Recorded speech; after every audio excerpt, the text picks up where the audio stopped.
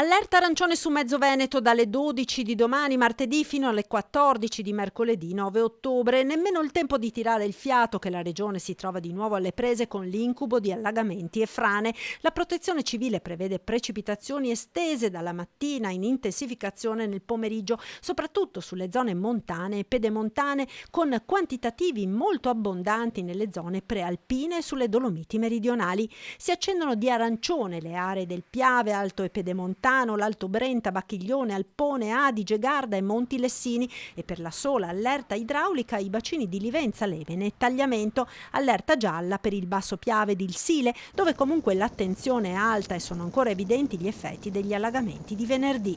Che io stamattina sono andato al Porticciolo e ancora oggi abbiamo l'acqua che invade la passerella, dunque vuol dire che insomma c'è molta difficoltà a farla defluire. I sindaci di Casiere e Casale chiedono l'apertura di un tavolo permanente con gli altri comuni che si affacciano sul Sile e gli enti preposti. E noi sindaci abbiamo sostanzialmente la parte, diciamo, a valle di tutto questo, come vogliamo chiamarlo, procedimento emergenziale.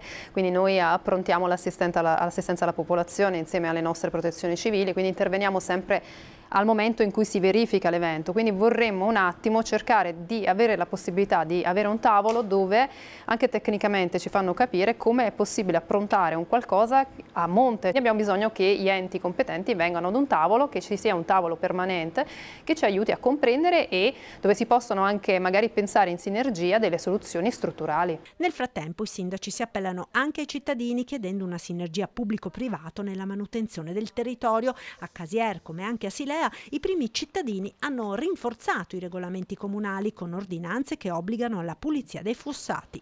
Nell'andare a monitorare anche i deflussi delle caditoie e di tutto quello che abbiamo noi, le abbiamo fatti questa settimana e siamo anche tranquilli perché abbiamo visto che non ci sono più di tanti intoppi, vuol dire che il deflusso c'è.